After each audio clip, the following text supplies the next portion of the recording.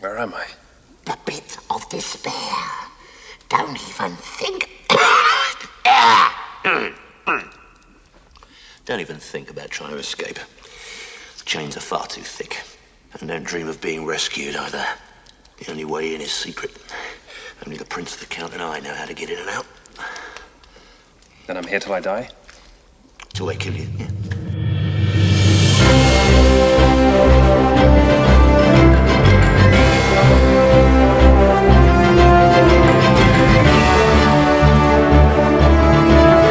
Hey there, Enthusiacs. Welcome back to Hero Talk. I am your host, Judge Greg. Joining me today, I have, in alphabetical order, I'll start with... Shoot, I really should have thought that out before I said that. I'll start with Goose. Goose, welcome to Hero Talk.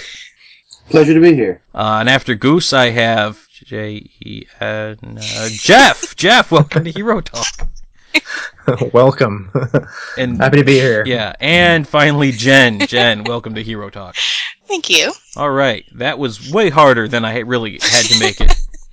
But I do have Goose from Vega Goose Says, Jen from The Attic, and Jeff from the Point Street Podcast joining me here. Our film today is Princess Bride, the Rob Reiner, whatever you want to call it, movie that came out 1987. Everyone calls it one of the funniest movies of all time. I do not. As a reminder, Hero Talk is a spoiler podcast, and we'll probably keep it to the movie at hand, but our philosophy here is anything that's been officially released is considered on the table and fair game. So let's get into it. The Princess Bride. I'm the only person that I know who hates this movie, but that hasn't changed my mind about it. I hate this movie. I don't know. Maybe I'm the only one. Goose, help me out here. In my opinion, I think that there are some scenes that work, but on the whole, it's I'm not going to say it's bad, but I've definitely seen better. All right, Goose, I'm glad I brought you on for this. All right, Jeff, what do you think? In much the same way that you know I spoke about this subject with Labyrinth. This is a film that I saw as a youngster, and you know, as an 11-year-old or whatever it was. It's definitely impacted how I view the film now. I seriously doubt if I had seen the film now and never seen it before that would have nearly I would have nearly the fondness for it that I do. That being said, I can understand why people would have some problems with it, and it's certainly not a perfect film, but I don't understand why it's a cult film to some people, but I get why it's very quotable to a lot of people, and I get why it's beloved. You want to talk about quotable? I was at work today, this very day, and somebody made a comment about, like, I think this thing's dead, and somebody said it's only mostly dead. Oh no. And, you know, it's not like I walk around saying, hey, I'm recording a Hero Talk tonight on The Princess Bride. No, that just happened in front of me, and I'm like, ugh. And now it's like, I hate that movie so much. And everyone looks at me like, I think you're the first person I've ever met who hates that movie. Mm-hmm. So, Jen, we'll end with you. Don't disappoint me. What'd you think of Princess Bride? I am on the line between hating it and just not caring. Wow. So I'm pretty close there. I wouldn't say I full on hate it. I feel like I don't have the investment or the energy to hate it because I really don't care that much. I could have it on in the background, just not often. I've only seen it twice recently. The first time I saw it was a few years ago. Second time was very recently. And I think, like Jeff was saying, part of the reason that I'm not into it is because I never saw it as a kid. And there's a lot missing to me now watching it as an adult. It's like, where's the action? Where's the excitement? Where's this going? That guy's annoying. Mm-hmm. So, yep. Yeah, I'm pretty much right there with you. All valid points, yeah. And a lot of the characters get under my skin, and I can't even tell you why with some of them. They just bug me. I mean, are there any characters that don't get under your skin? Because that's what I found in this. Because I'm watching this movie, and I'm thinking to myself, I know for a fact I'm going to have to, at the end of this thing, say, what was your favorite part? And I'm like, I have to find something that I can find redeemable about this. You know what? I have a favorite scene. I'm not going to give it away now, but I'm just going to tell you that it's with none of the major characters. That probably speaks volumes. Yeah.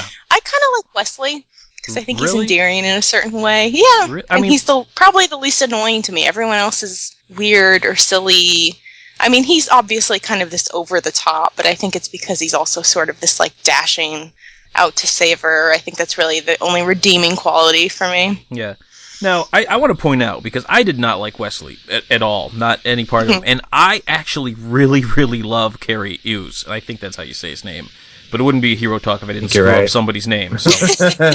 But I love him. I think he's great, and I'm a big fan of the stuff. I thought he was good in Saw, of course, hilarious in Men in Tights. Twister, yeah. I mean, he's been in a ton of stuff, and he's great in it. So there's absolutely nothing against the guy as an actor, as a character actor, as a comedian.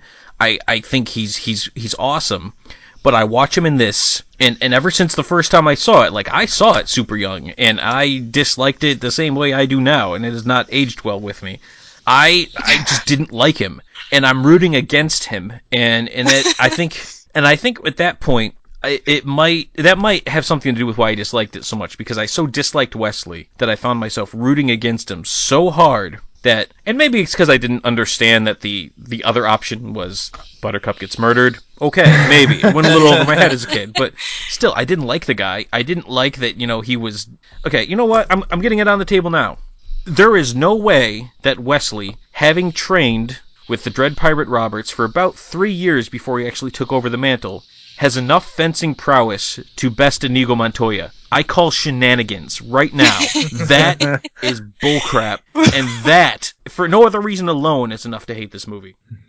Yeah, they're just weird. So you hate the movie, but you have respect for Inigo Montoya's prowess as a fencer. He spent 20 years dedicating his life to learning fencing. And Wesley was doing it while he was also apparently learning poison control and I don't know, all this other stupid stuff he was doing. And in addition to somehow gaining clairvoyance, because the character knows things they just shouldn't know unless he was clairvoyant. So it's just, I'm shaking my head going, there's no chance. Inigo Montoya should have been able to beat him.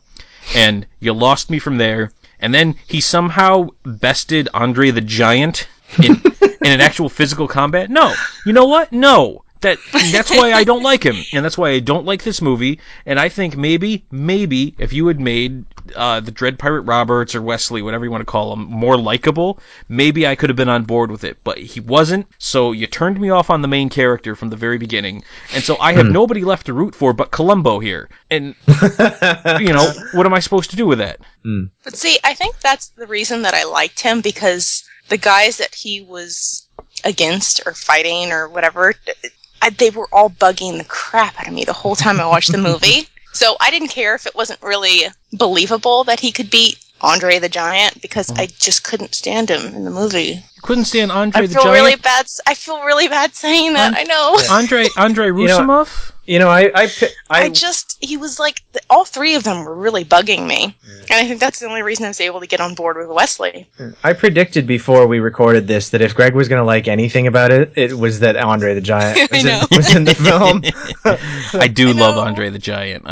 There's no way around that. Another reason why I couldn't get by it is, and this is another person who I actually quite like in everything else they've been in, but hated in this movie, is I did not like Buttercup at all. And I like Robin Wright. Again, I gotta say, Robin Wright. I liked her when she's good in House of Cards, from what little I've seen of it. She was good in Moneyball. She was good as Jen A. I'm trying to think of anything else she's been in off the top of my head.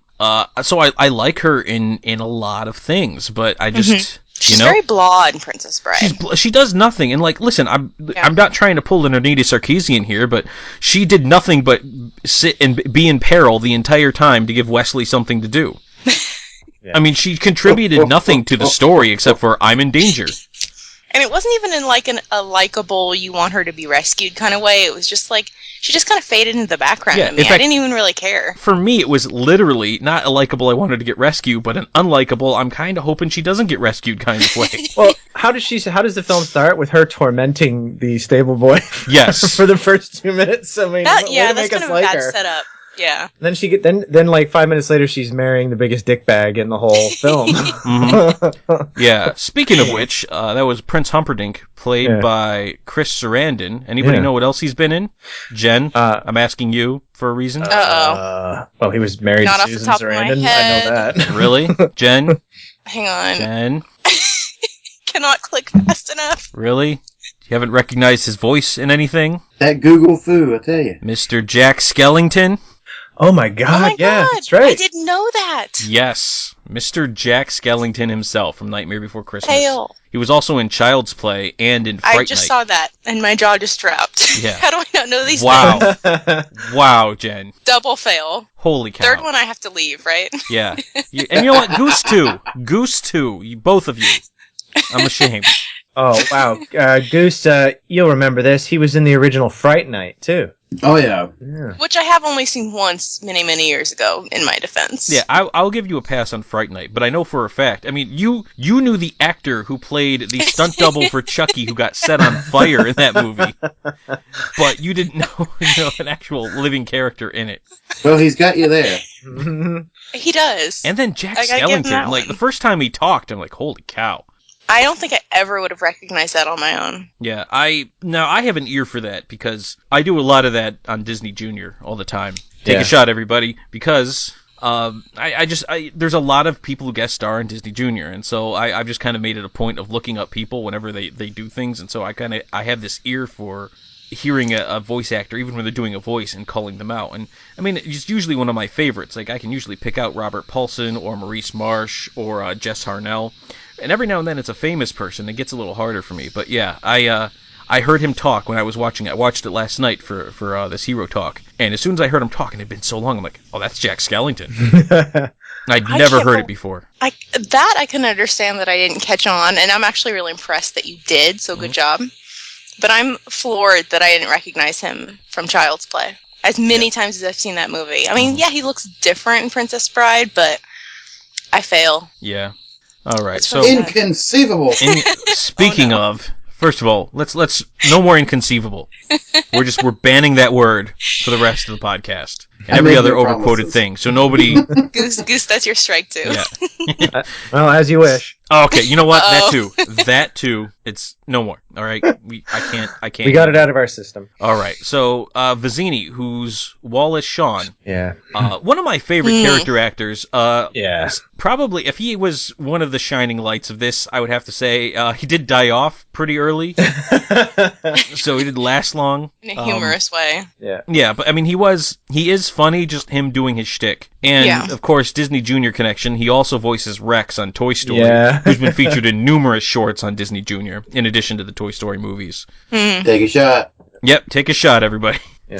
We got a couple more of these, so just stand by. Yeah. He's also to Star Trek fans. He's the Grand Negus of the Ferengi. Oh, yeah. A role he was born to play. The first thing I think of when I see him is Clueless. Oh, yeah, that's right. He was the Yeah. teacher in Clueless. Yeah. Yeah, he also does the voice of the Not So Magic Mirror on the 7D, which is a show previously exclusive to Disney Junior. Take a shot. We're gonna be drunk real soon. Yeah, I say previously. It's now a Disney XD. The humor was a little old for Disney Junior, and in fact, some of the jokes are straight up like, I know it's going over like the kids' heads, but I'm like, that is a dirty joke. But I don't know. I love that show, by the way. And when I had to watch Disney Junior all the time, and that would show going on, it was nice. It's a nice change. I'm a little sad it moved over to Disney XD. But you can catch it every morning at 7 a.m. on Disney XD. So there you go. I'm helpful. All right, Yes, you are. but he plays what was his name? Vizzini, I think it was. Vizzini, yeah. Sicilian. Yeah, he was a Sicilian. Isn't Vizzini a little town in Sicily? Yeah, it could be. Yeah, am I? All right. I thought I heard that somewhere. He was kind of like the mastermind guy, and I guess we were supposed to believe that once he's dead, then Inigo Montoya, not Inigo, no matter what Columbo and the Wonder Years kids said, Inigo Montoya. He says his own name enough times that I think it's a little weird that they got it wrong. But I mean, once he dies, like we're considered like Andre the Giant and Inigo Montoya, and for some reason I decided to use one actor's name and one character's name, and that's how it's going to be. that they're just kind of they're okay now. That I kind of found that hard to chew on. Like they were perfectly okay with murdering. I mean, well, not perfectly okay. They threw up a little bit of protest to it, but it's not like they really protested. They still went along. Yeah. They needed the money. They were both They did need the money. down on their luck. Well, then Fezzik got recruited to the they Goon were Squad. both mostly evil. See, you can be there's mostly evil and then there's all the way evil. I'm just going to stop this bit. Mhm. Oh, Goose. I'm regretting this decision already. Aw.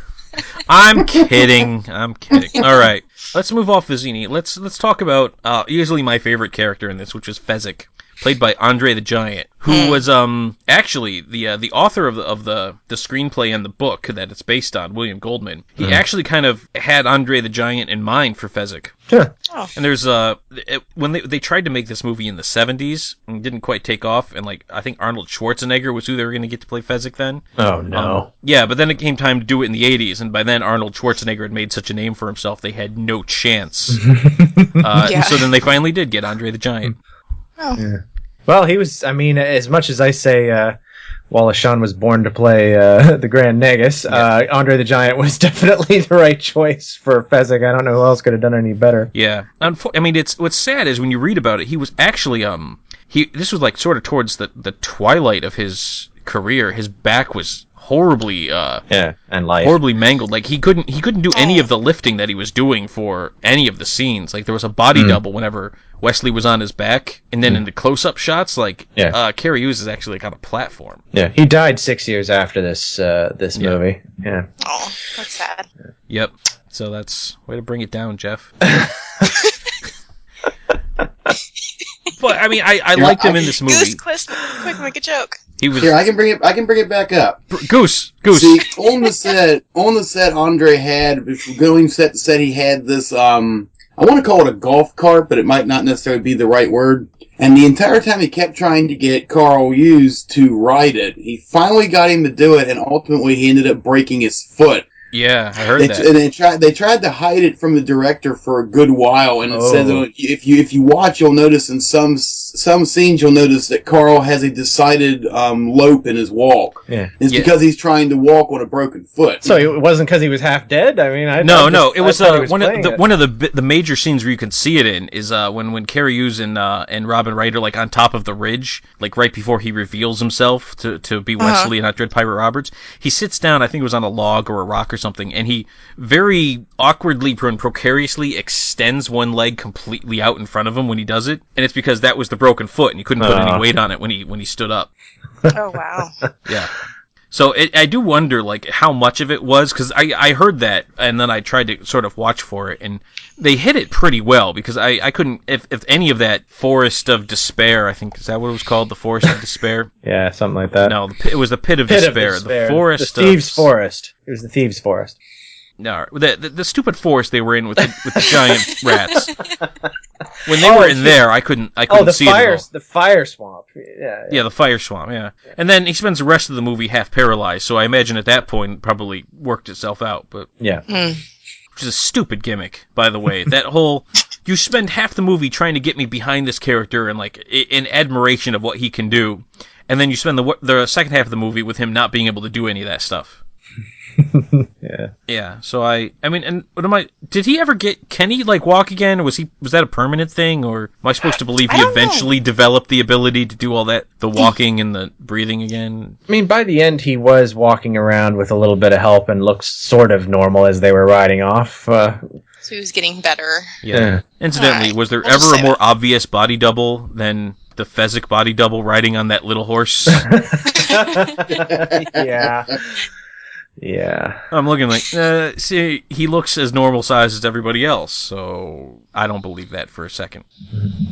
All right, so moving down the cast list, before we actually get to Inigo Montoya, I want to talk Chris Guest, who played, and I don't know if they even said this guy's name at all. It was billed as Count Tyrone Rugen. Yeah, Count Rugen. Yeah, they mention it once or twice. It's I think maybe the guy that the albino mentions it in particular, but other than that, yeah, he doesn't get his name mentioned any time. Yeah, I mean, most of the focus on his character was that he was polydactyl. Yeah. Look at me, I'm using fancy words.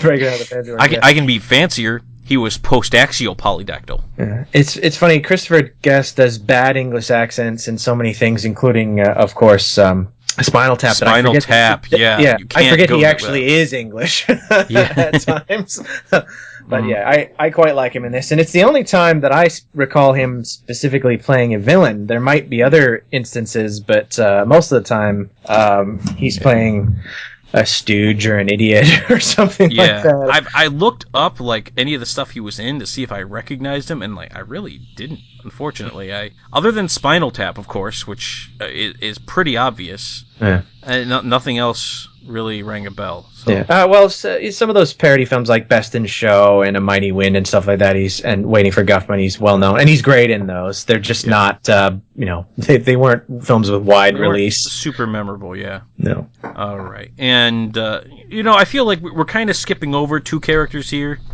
and I think we really need to at least stop and acknowledge Peter Falk and Fred Savage were in this movie. Mm-hmm. Yeah. A young Fred Savage. I think this was before the Wonder Years, wasn't it? I feel he like looked it was, younger. I mean, he looks even younger than he did at the start of that. I haven't got it in front of me, but it's actually I want to say it was like right before. Yeah, because the Wonder Years, that show went on for 5 or 6 years, and it ended in the early 90s. So, I mean, that would have had to have been right around that time. Yeah, he looks like right around the age of the first season. But... According to Wikipedia, Wonder Years started a year after this released. So, all right. Okay. So yeah, that makes sense. He was he was in it, and then Peter Falk. I think everyone knows him from Columbo.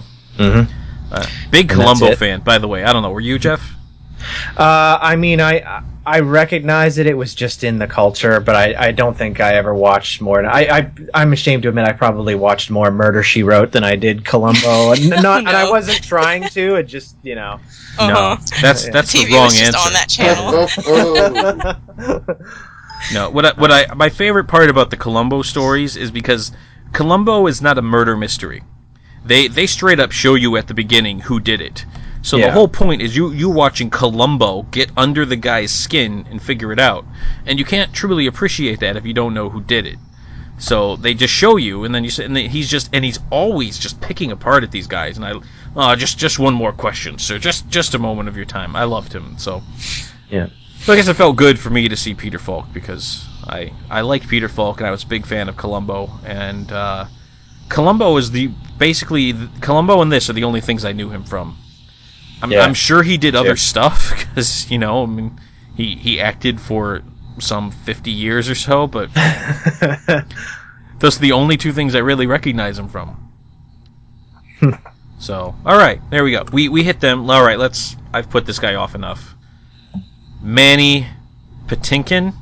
Manny Patinkin. Yeah. Patinkin. Thank you. All right. Sorry, Manny. I'm bad at this. If you listen to Hero Talk, which I assume you do, you would know that. He plays the name of the character who everybody knows. People who haven't seen this movie know this character's name. Mm-hmm. Inigo Montoya. Yeah. He says that at least once a day, mostly twice a day, his entire life, somebody walks up to him and says, "Hello, my name is Inigo Montoya. You killed my father. Prepare to die." He thinks it's funny, and he loves it, and he's great, and he loves that he played the character. He thinks it was the favorite role he's ever had in his career. But even as a joke, I think all those people telling me to prepare to die would probably get me a little paranoid after a while, right? Because you never know when they're actually going to be off their rocker and want to kill him. You never know. People are about actors. I know, that would scare me. That'd be scary. Yeah. And the people that don't know him on this probably know him from Homeland and Chicago Hope. Yep, those would Homeland be and the Chicago ones. Hope, big ones he's in. And Yentl, but we're not going to talk about and Yentl. Criminal Minds. Oh yes, that's Criminal right. Minds. Yeah. I remember him from Criminal Minds. I saw he was credited in Dead Like Me, and I swear I've seen this show. I don't remember him in it at all. Yeah. Huh. So I don't know. I guess, but I always know him as Inigo Montoya. I think that's probably he still kind of looks like Inigo Montoya, although and sometimes he grows a beard and then he can get away with it. But I don't know, this is what people know him as. It was probably. One of the better parts of the movie was Inigo Montoya, or at least him saying his name repeatedly over and over again. I'll admit that he grew on me a lot the second time I watched it. Really? From the first time. The first time I couldn't stand him. Could not what was stand wrong the with character. It just got on. But see, here's the thing. My first viewing of this movie was a little bit tainted because I watched it with a group of friends that all knew it like the back of their hands. Those are the most annoying people on earth. They were quoting the whole movie and laughing, and they were doing it out of order. So they were randomly quoting each other stuff that wasn't going to happen for half an hour. Yeah. So I was so distracted and thrown off, and I think I just wasn't really into it anyway. So he just seemed annoying to me. But the second time, it was a lot more kind of annoying, but also endearing. So, yeah. Wow. What an annoying group of people to watch a movie with. Honestly. How dare they? It just, no, and throughout it, they were like, sorry, this is a terrible time for you to see it for the first time with us sitting here laughing and quoting it. So they even knew they were being terrible people, but they're like, but we're not going to stop, by the way. If you think about it, even a great film and ultimately even equally as quotable film like Ghostbusters, if a group of people did that to someone who'd never seen Ghostbusters, you probably wouldn't appreciate Ghostbusters as much either. Likely wouldn't, no. Yeah. But, yeah, I could see that ruining it for you. I kind of liked Inigo Montoya. I at least had respect for his self-professed sword-fighting prowess. But it was... You kind of, as you like him, have to ignore the fact that he was perfectly okay with murdering Buttercup and was totally just going to murder Wesley, just for no other reason than for trying to stop them from murdering Buttercup. So, I don't know. There's that. There's that, yeah. All right, so let me go on. I'm going to hit a couple of these supporting characters because they were prominently featured and because there's a Disney Junior connection in there somewhere. So I remember I had seen this Billy Crystal scene about 100 times. He plays Miracle Max, and then as I'm trying to research for this podcast, you hear all this talk about like the only injury that anyone had on that Manny Patinkin had on set was he bruised a rib laughing so hard at the Billy Crystal scenes, and that Rob Reiner had to leave the set because he was laughing so hard at the Billy Crystal scenes. I'm like, I don't remember it being that funny. So I went in with an open mind. I'm like, all right, well, maybe I just don't remember it being that funny, but it was funny. And I watched it, and it's not funny. It's not really, at all funny. no. Like, am I missing it? Did somebody else find it funny that I just didn't understand? I kind of the mutton, lettuce, tomato in the background thing was kind of like a little throwaway. Okay, you made a McDonald's joke, but. That you had to be really paying attention for to notice anyway, because it was such a throwaway. But I didn't think it was, I didn't think it was the greatest thing. It's certainly not the funniest thing in the movie, nor even really a highlight for me. It's a interesting cameo, but he's not exactly, unless they cut all these bits out and they're on the special edition or something. I don't know. I have the most bare bones copy of the DVD for this movie. I mean, I'm talking didn't even have a special features option on it. Like that's pretty bare. Oh, wow. I found it in the bargain bin. So I mean, I'll take what I get. In fact, I didn't even have English subtitles, so I had to crank the sound up to hear it.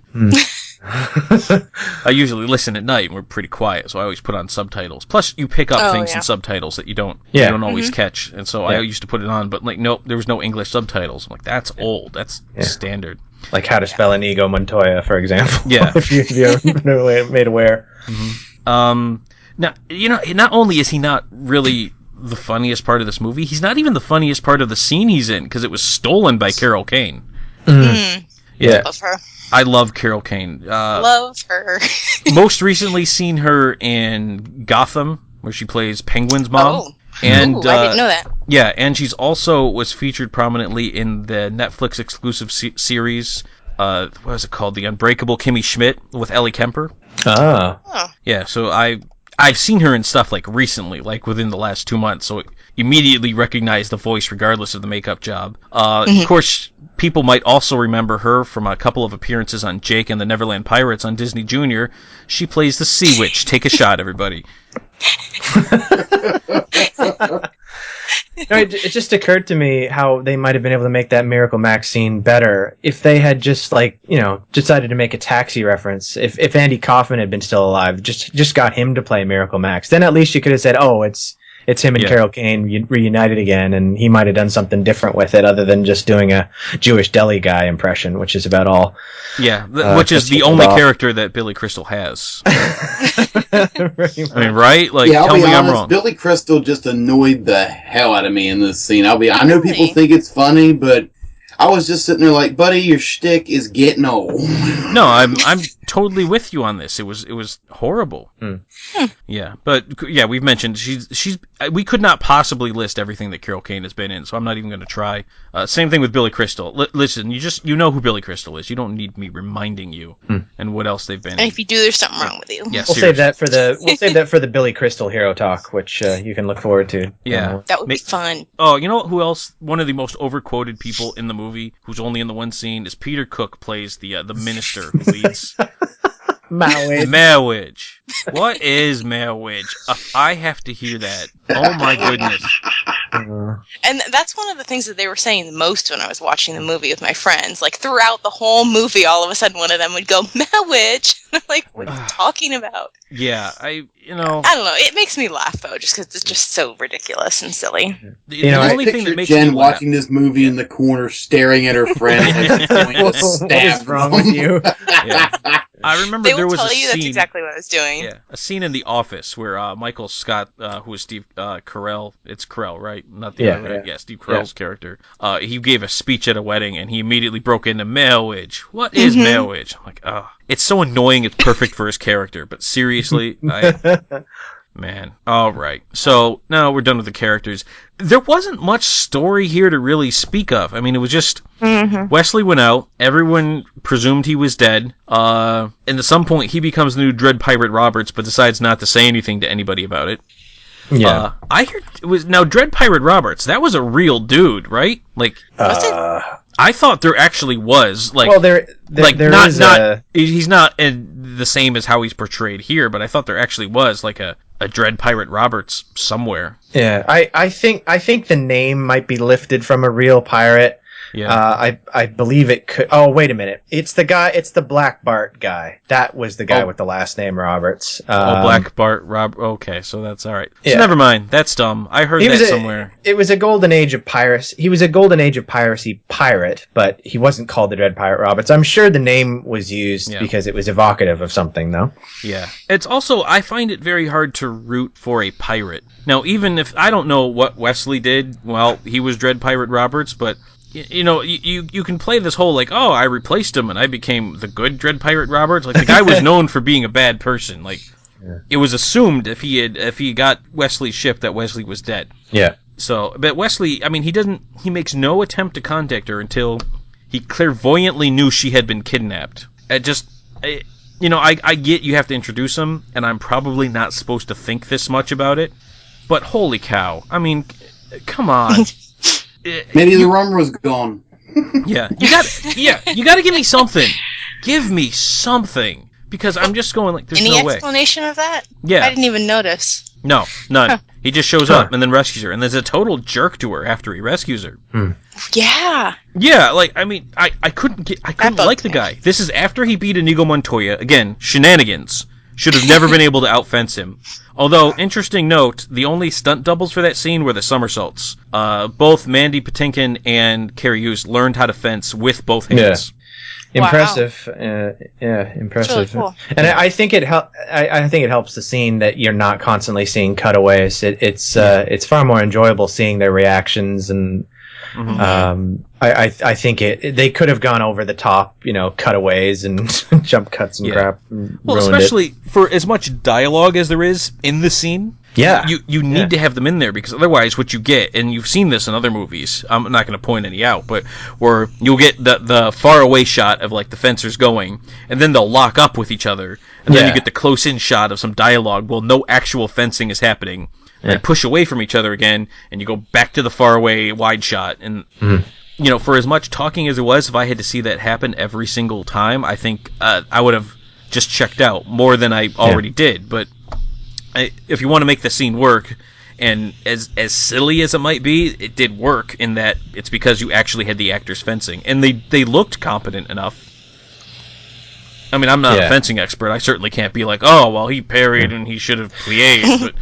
I mean, for me, it was the most memorable sword fight I'd seen in a film until the one in Rob Roy at the end, which is also very well done, and both the actors in question were definitely the ones going through the motions in that as well.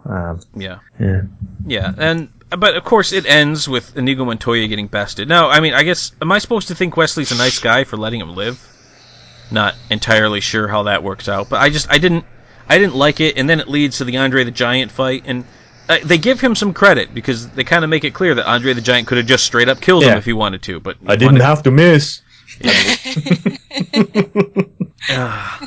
Andre's cool. I like him. I guess he had some trouble with his lines. He used to just listen to them like on repeat over and over again to try to get them. I don't think he understood a whole lot in terms of what was being said around him. Yeah, they actually had, if you can notice it in one scene, but I can't remember the one off the top of my head. He actually has a pair of, I guess it would be an older version of earbuds in his ear, hooked to a like a playback where someone has recorded his lines, and so when it comes up on the recorder, he repeats it. Oh wow! Oh, wow. That's pretty good, considering that I never really noticed that he was, at all out of sync with anybody. So, nope. Editing. Anybody want a peanut? The only line worth quoting, I think, in the whole movie is "Anybody want a peanut?" Yeah, I don't know. I call shenanigans on the whole Wesley besting Andre the Giant because, okay, I can get I'm quicker, so maybe you can't hit me, and so I jump on your back to do this chokehold. But honestly, and outsmart. I've seen Andre in his heyday, and he could just flip you you can't choke him. Like his neck was too big to even get any leverage to do that. Yeah. And then if he backs you up into a rock like that to hang on. Yeah. I mean, that's crushed lungs right there. Yeah. There's shenanigans. Yeah, both those scenes got complete shenanigans for me. That and him beating Montoya, I completely call BS. No way. I think the only way that Greg could have been happy with Wesley defeating Andre the Giant is if he'd used an atomic leg drop to pull it off. That would have been fair play. No, I believe. No? I'd have bought it. Because that's Hulk Hogan's thing. If he had used a steel chair. Because then I'd been like, he couldn't do it fair. He had to use the chair. I probably would have been on board. He just leans off camera and tags in Hulk Hogan. Yeah. It wouldn't have made this movie any more inane than it was, and I probably would have liked it.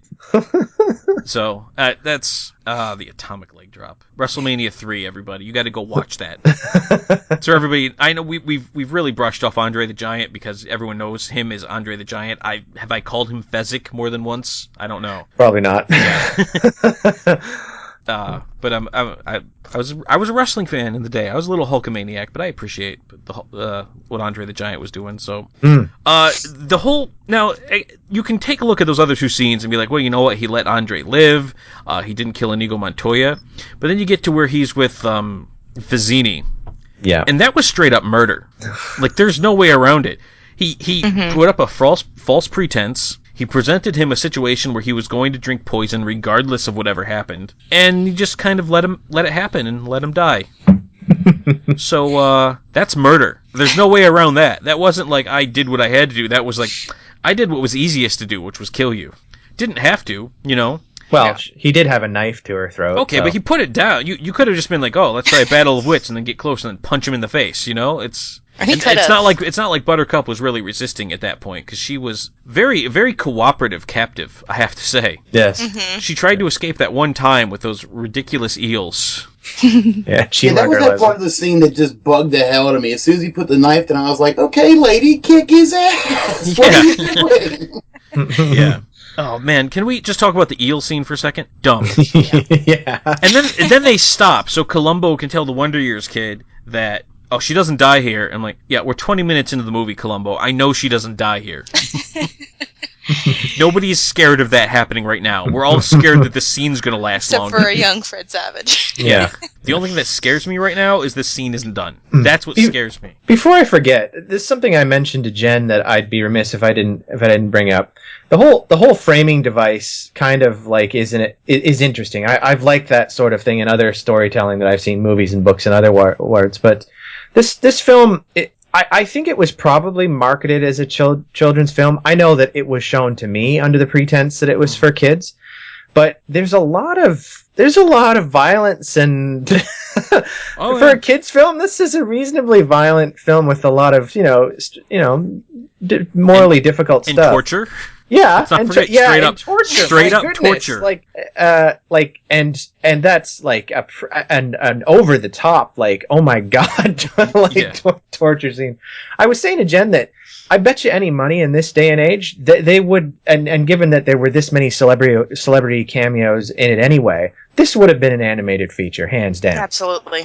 They would not have attempted to do this as a live-action movie. It would have been marketed as a kids' film. It would have been done as an animated feature, and all these voice actors, that are people that do voice acting anyway, would have worked just as well as they do on screen. I don't even think they would attempt a film like this today and try nobody and would pass it die off. in the entire thing. No. No, Yeah. that's nobody dies in kids' movies anymore. Yeah.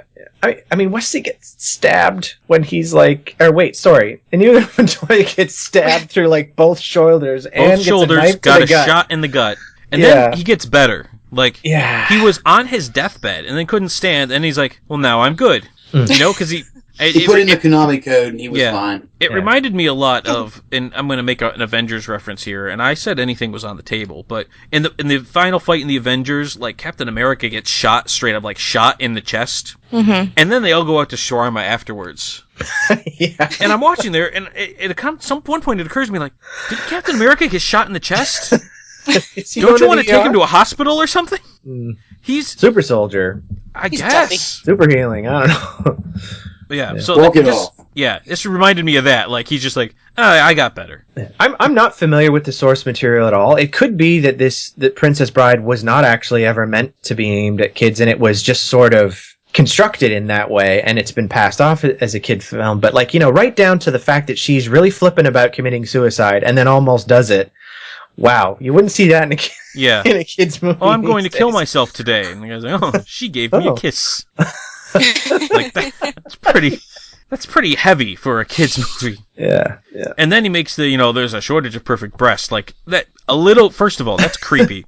Regardless of the previous relationship, that's a creepy line. And then, like, Yeah. in a kid's movie, that's maybe was a little Very much. creepy line. Yeah, like, holy creep. Well, anyway. Even by our standards, Yeah, by which are our pretty standards. low. Yeah. So, I mean, it all played off in, like, things that just didn't work with me when it came to Wesley, and I have to blame the screenplay, because I had no issue with Carrie Hughes. Now, they get into this forest, or the swamp, or the fire swamp, or whatever, and I hear there's a story where William Goldman, the guy who actually wrote the book and the screenplay, the first time he saw this scene, when he was kind of watching it on set, and Buttercup's dress catches fire, he actually stopped the filming when he yelled, like, hey, your dress is on fire! Like, dude, you wrote the scene! Seriously. You fail. Wow. Yeah. I hope that's true story. I don't actually know if it is, but I'm really hoping that actually happened. 'Cause it's pretty hilarious. It is.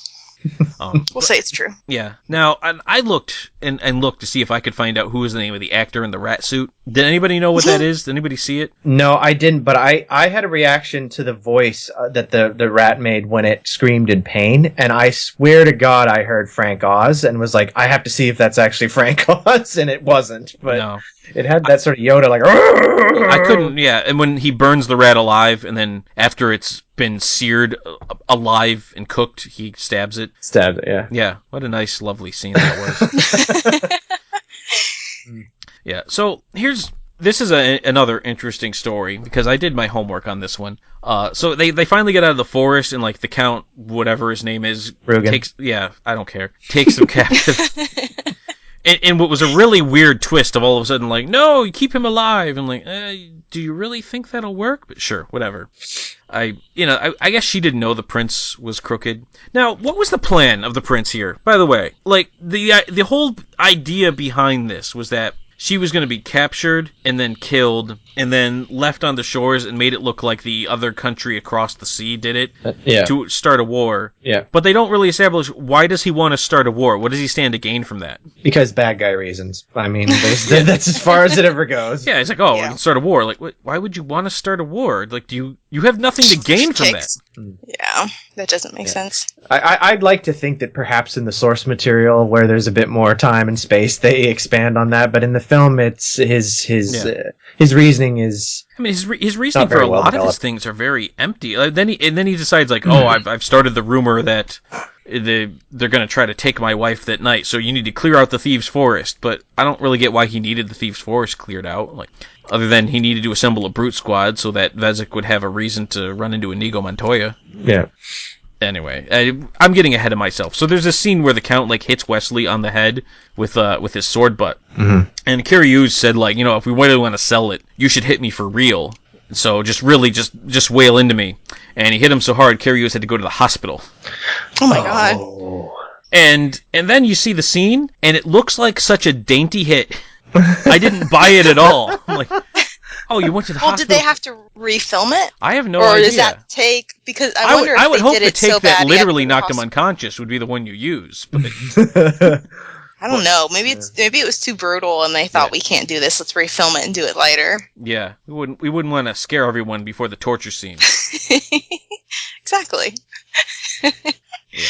Now, I don't understand the machine, and it was, I guess, in the terms of we don't want to show actual torture. Yeah. We need to just make something up. I guess it did the job. Kiryu's pretty well sold it as being outright torture. Yeah.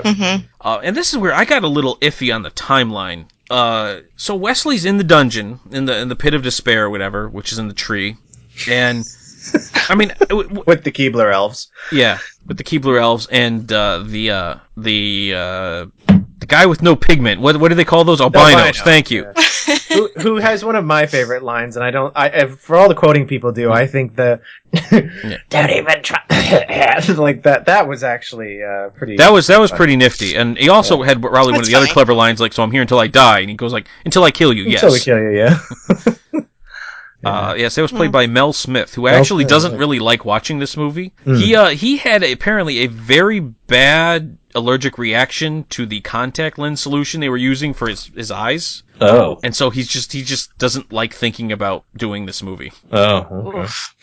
And I imagine that sounds unfortunate. Does not sound good. You know? Yeah. Ugh. So, I wasn't really too keen on it. I mean, other than I guess you needed a reason for him to die eventually, but like they come up with this premise of we'll send our 4 fastest ships to find Wesley, but he's really in the dungeon, and then when she finally calls him a coward, that's when he decides he's just gonna kill Wesley? Like, what was the plan really, to keep him alive but in the torture chamber up until then? I don't know. I didn't follow like why he was still alive or why they were going through the shenanigans, other than Count what's his face? Rugen. I don't care. He had a notebook that he really wanted to take. He's a man of science. He wanted to take good torture notes on, I guess. Yeah. It's like a little Nazi. When we get to the end of the podcast, I want to ask Greg how this movie made him feel, and then hear him go. Yeah. That was pretty sad, though. I got to be honest. Like, if you really wanted to make me feel bad for Wesley, that kind of did it. Like, yeah. Anyway, I don't know. I just didn't really have any good feelings about most of the scenes in it. Like, there was no real continuity for me to follow. I just kind of felt like, all right, just get to the next scene that I'm sick of. I don't know. Yeah. Is there? Maybe this is just me. Were any of you guys watching this going like, "Wow, this was"? Look, even as someone pacing was solid, man. Even as somebody who's fond of this film, probably more than the rest of you, I still agree that it's a collection of scenes of which there's only some that I'm genuinely fond of, and a lot that I tolerate, and quite a few that I see and don't make a lot of sense, and I just shrug. And it's not a film that you can put a huge amount of thought into and expect it to hold up under scrutiny, to be honest, but that's not always the point. It felt like a series of bits that just kind of were loosely threaded together, and some bits worked and a lot of bits didn't. Yeah, I think that's probably the best way to put it. Is this was just this shy of being a sketch comedy show. I mean, it was a little ridiculous. So now Billy Crystal gives him the pill covered with chocolate. And what was the waiting period? Like, they say you have to wait 15 minutes. Like, 15 minutes from what? He's been dead for a couple of hours. And then they wait 10 because the princess is getting married in a half hour, and that was their opportunity. Like, so if it's a half hour, it seems to me like you actually have that time. The timeline didn't make sense to me. That the sense of urgency, and because it seemed like, well, okay, so we could give it to him now in 10 minutes and deal with whatever he wakes up as, or we could wait the extra 5 minutes, give it to him, have him completely be recovered, and then we might actually have Wesley by our sides for this ordeal. And I don't know if anybody else caught this, but so they wake him up, middle of the day, bright sun shining, birds are chirping. They're like, we have less than a half hour, we have to do our plans. They're like, all right, well, let's get the wheelbarrow, and he kind of chastises him for not mentioning the wheelbarrow in their list. Whatever. And Andre the Giant's moving his head, so alright. Yeah, I suppose some people probably find that scene cute. I just kind of thought it was a little stretched. So they set up their plan, which must be taking within a half hour, because the princess was getting married in less than a half hour when they woke Wesley up. They come back, and he, when Fezzik's pretending to be the Dread Pirate Roberts, pitch black out. Pitch black. Not sundown, not dusk, completely dark outside within a half an hour. What was, because I knew in the back of my head that this scene took place at night when they did their escape. Yeah. So when they wake up Wesley and it's the middle of the day, I'm like, no, wait a minute, is this the middle of the day? What does he mean there's a half hour until the wedding? I have to assume it's noon. I have to assume that Florin must be near the equator and Twilight is just very abbreviated or something. Yeah. I don't know. That bothered me. Why of all the things that bothers me? Yeah. It was an eclipse, yes. Yeah. Yeah. The plan was dumb, too. All it takes is one person to be like, you know what? I don't think I'm going to run. Or, what it really takes is the guy with the key to be one of the people who ran away and not the person who got cornered by the gate. Or maybe, and I don't know, maybe I'm thinking outside the box here, the guy with the key should stay inside the gate. Yeah, probably. Instead of being outside and easily accessible. And I don't the whole, and I'm sure this is probably somebody's favorite line, so I'm going to just go ahead and spit on it right now. Give me the key to the gate. And he's like, I don't have it. And he's like, well, Fezzik, rip his arms off. Oh, you mean this key? So if you didn't happen to have the guy who was the key, and you had no idea who it was, they had no clue. They would have no idea who it was. Given that they take that guy, what if that was the wrong guy? Would they really have just ripped some guy's arms off? It's a good question. Yeah, it's dark. All right, so we're gonna skip ahead because I'm not gonna talk about this movie scene for scene. You're probably the one redeemable scene of the movie, which is Inigo Montoya finally facing off with the Count, whatever, and he gets to say his line 3 dozen times, and finally gets to kill him. And it's the one feel good moment is death in this movie, because why wouldn't it be? And he finally gets his comeuppance, and you're like, oh, I'm feeling okay now. And then you move to this absolutely horrible post-wedding scene with Wesley. First of all, being a creeper. And then there's this part where he's talking to Buttercup about the wedding. And he's like, oh, well, you're technically not married because you didn't actually say I do. And, well, how would he know that? He wasn't there. He was riding on Inigo Montoya. He asked her. He said, did you say I do? And she said, no. Okay, so what if she had said yes? Okay, well, sorry she to was interrupt. only mostly married, not all the way married. Oh, you probably can get it annulled, right? I guess there was no actual real exchange of vows. There's probably a Miracle Max pill for that or something. Who knows? Yeah, it's a pill for that. Just take this, and you're not married anymore. Going back to the Inigo Montoya scene, the thing that actually introduced me to the movie was actually a Toyota commercial that I watched in, I want to say 2008. And it was someone doing an impression of the scene. And he walked out and said, my name is You Need a Toyota. They killed your credit. Prepare to say. And from that I was like, I knew it was from something, and that research led me to finding the movie. That was an actual Toyota commercial. Oh yeah. Oh my god. What what? I need to YouTube this. It better be somewhere. I need to see this. Okay, I have a headache now. That's staggering. I know. I'm rubbing my head. That's so dumb. How did that get greenlit? So dumb. Oh man. I'm sorry. You just broke the podcast, Goose. Even if that was just some local Toyota dealer doing a commercial for local TV, somebody had to okay that somewhere. Oh man. Why? Oh. No. No. Oh, okay. So, all right. Shoot, man. Come on. That's so dumb. That's what led him to watch the movie, by the way. That was his gateway, Princess Bride. Wow. Goose, you gotta go, man. Oh, man. Okay. So let me try to wrangle this back in here after Holy, what a stupid commercial. Oh, look, Greg, Mark Knopfler did the music. Segue. All right, no, I just want to talk about Wesley's bluff here at the end. And I know he's trying to make this whole bluff like, oh, I'm going to do all these terrible things to you, and okay, whatever. Those do sound like pretty terrible things he wants to do to him. They do. The fact that he's laying on the bed completely motionless when he makes those threats really makes the whole, like, I'm standing up. Oh, I'm not bluffing. I can fight you. It felt empty. I'm like, no, I actually kind of think it's more likely that you can't move. Like, you were laying pretty motionless. Well, I had a sword draw. I don't know. I didn't think the bluff was really believable, and so I kind of had an issue with it. Yeah. And no, then, I agree. Yeah, the scene didn't work for me, and plus, he looked so, I guess he was supposed to look kind of feeble, but he looked really feeble when he actually held the sword up. Like, he didn't look solid. Like, he kind of looked like a stiff breeze would have blown him down, which was character accurate, but didn't really make for Jack Skellington believing the bluff and actually sitting down in the chair to get tied up. Yeah, I'm sure the broken foot from earlier in the production didn't help either. Yeah, it probably wasn't great, yeah. But then we lead to the scene, so now here's where we get to finish the movie ourselves. Do you think that Inigo Montoya does eventually become Dread Pirate Roberts? Yeah, I mean, Robertes maybe. I don't know that they would have accepted it any other way. But yeah, I can. That seems like a logical way to continue. I mean, yeah, no, I think that kind of makes sense. Anyway, and let me before we actually come off the story, I just kind of want to talk about the overarching theme of the entire movie.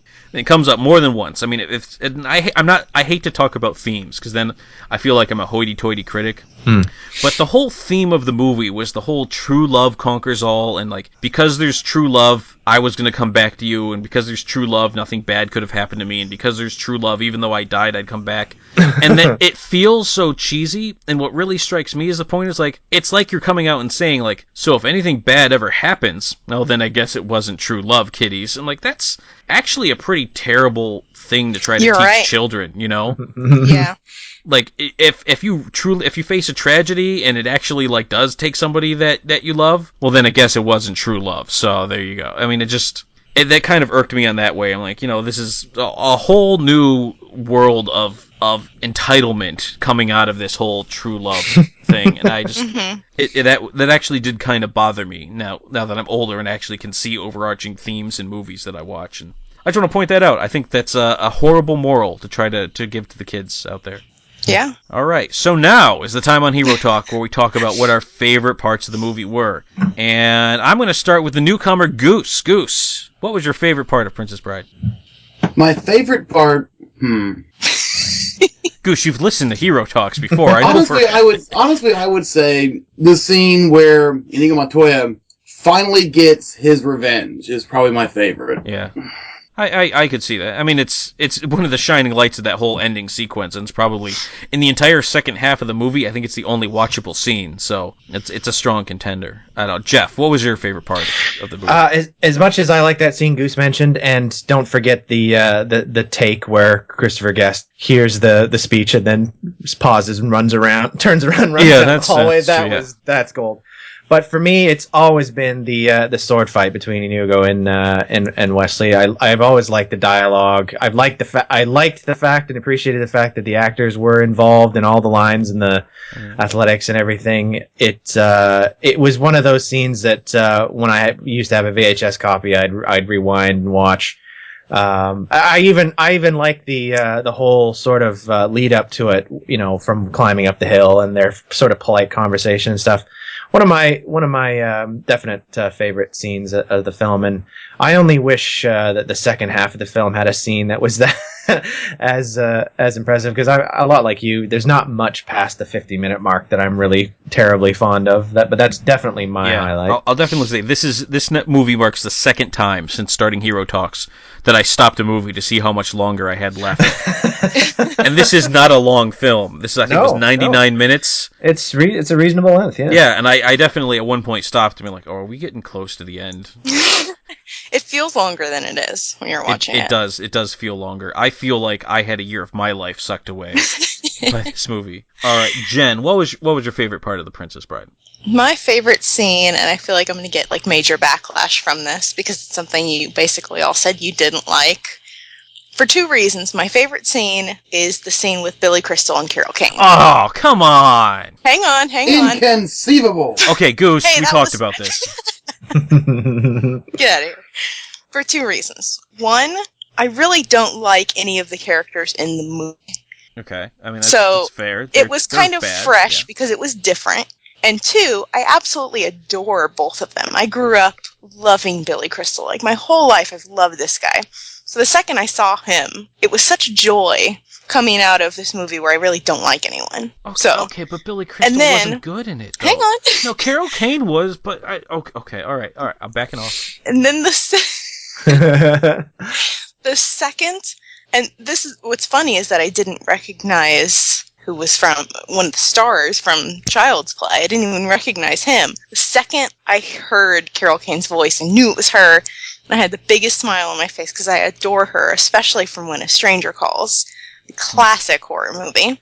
Mm-hmm. So I really think that it was just the fact. I can't even tell you one thing they say in that scene, but I felt so happy watching it because it was like a mirage in the distance. I'm sorry, but that's my favorite scene.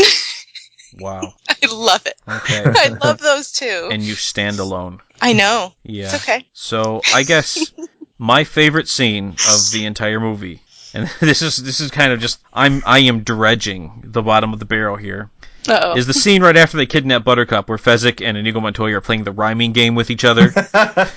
And I actually get to hear the line, "Anybody Right. want a peanut?" Yeah, that's my favorite scene. Oh, God. I think you stand alone. Yeah. And it's because it's probably the most dialogue Andre the Giant gets to have in the movie. And Andre the Giant was my favorite part of this movie. Oh, okay. It's so We're stupid that he lost to Wesley. That makes no sense at all. All right. We're letting it go. I'm not going to do a least favorite part. I think I could, but I think we all agree that it was the stupid forest scene. So we're just going to let it go. Let's score this movie. And Jeff, I'm going to start with you. What would you score Princess Bride? I'm going to do out of 5. I've consistently stuck with out of 5, so I'll do that. I will give it 3.5 vials of iocane powder, one of the deadlier poisons known to man. All right. Incidentally, a fictitious poison. Yes. Completely made up. Yeah. And he Not, just in carries fact, a from vial Australia. of it with him. So, all right. Yeah. Super. And he's just built up An immunity over a couple of Immunity. years. for no reason. Just in For no case. reason at all. Well, though, I have to imagine if I had built up an immunity to it, I'd probably carry a vial of it with me, too. 'Cause I'm like, man, you never know. You never know. You know, because if you're trying to kill somebody, like, you always kind of have to take a drink first to make them feel okay, so you could poison the whole pitcher. And okay, he's practical. Yep. All right. Anyway, I hate this movie. Jen, what would you score The Princess Bride? 1.5 peanuts out of 5. 1.5 peanuts out of 5. All right, that's fair. I think that's about right. So Yeah. Goose, the moment you've been waiting for. 1 inconceivable Oh. out of 5. I really probably should have seen that Ouch. coming. I blame myself for not anticipating that. Yeah. All right, and I, in an effort to make my scores more inane, because as I've said before, and will continue to say, scores are dumb and meaningless, and they're for people who don't actually want to read or listen to the whole review. On the scale of Wesley climbing the cliffs of insanity, I give this movie about 10 feet off the ground before Fazzini cuts the rope. Nice. Yeah. I can't believe no one used the rodents of unusual sizes in their scoring. I think everyone knows that that's stupid. 'Cause that Rodents was- of unusual size? I don't think they exist. Yeah. No. Correct me if I'm wrong. Didn't he just see one when he said that?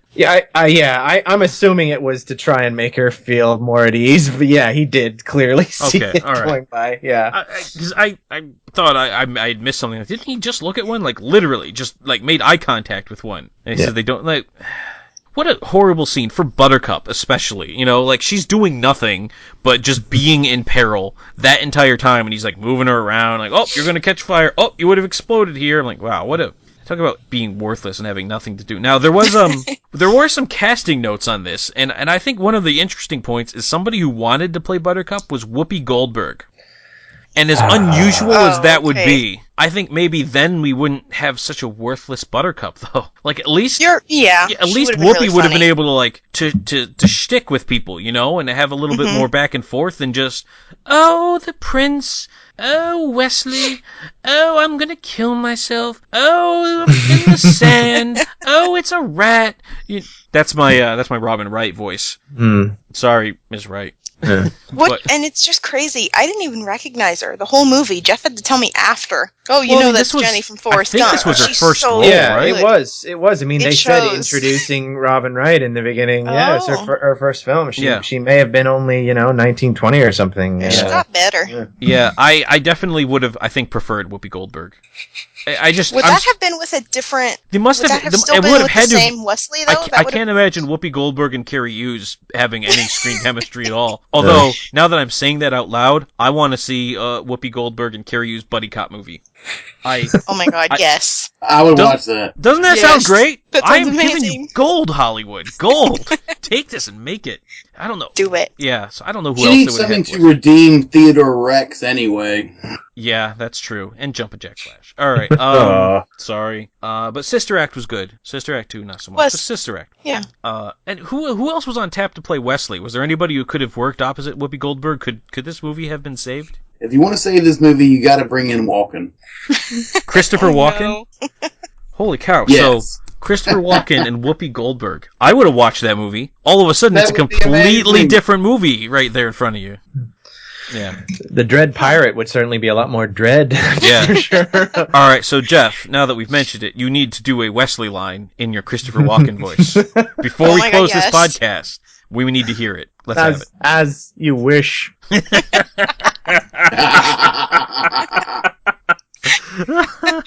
All right, now good say you've times. built up an immunity to iocane powder. Oh, I can't do Come that on, many do lines. it. Do it. Built up an immunity to iocane. All right. I think we've put this one to bed. I honestly do. All right. So anyway, Jeff and Jen, thanks for coming on, and Goose, I think this is the first time I've had you on for a movie, right? Like you've done a couple of my special editions, but I believe so, yes. yeah, it's the first movie. So hey, Goose, thanks for coming on Hero Talk. We'll keep you in the rotation. Yeah, we got to keep you around because I just can't handle Jeff much longer. I'm telling you, he's dancing on my last nerve. I mean, as much as I think the Jen, Greg, Jeff dynamic works well, far too often, and when Jen hasn't seen the film, it turns into Greg and Jeff stroking their beards, going, "Remember what it was like in the old days." Yeah, it actually it is, and I think even the last podcast when we did Spaceballs really kind of like. I really felt there was a whole lot of, we loved it because we were kids. Oh, you just saw it. What did you think? And like we went And there. it's like, that's the year I was born. and it's going to happen again, and we know it's going to happen again. It's just the dynamic. So. Yeah. So Actually, anyway. little preview. I'm not giving away the title, but a movie we will be doing in the future will also be from when I was one. Oh, there you go. Teasing you. Another film from 1987, in fact. Yeah. All right. So anyway, so Goose, hey, thanks a lot for coming on. I appreciate it. Oh, it's my pleasure. All right, and to all of you out there listening, thanks for listening to Hero Talk. If you want to listen to any more of our Hero Talks or any more of our podcasts, check out our videos, our Let's Plays. You don't have to pay us. There's no Let's Pays. Any of our movies or Let's Plays and reviews. Anyway, go to Enthusiacs.com and check out our content. You can look us up on YouTube. That's where you'll see a lot of Goose's videos going up. I think Goose right now has about 90% of the content on the front page, so just go to Enthusiacs.com to see what Goose does, and it's all right there spelled out for you. We're also we're on Twitter at Enthusiacs. We're on Facebook still, so I don't know why I said still. That's actually a recent development. Yeah, it's actually quite recent. I'm not sure why I would have put that emphasis on it, but we are on Facebook, so check us out there. And as always, you can catch us right back here for the next Hero Talk.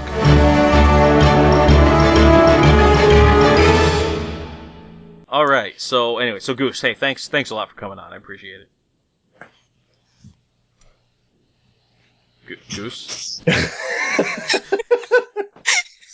Sorry, sorry. This may add a bit of work for you, but I was actually talking and my microphone was off. I was like, just And you blew it. out.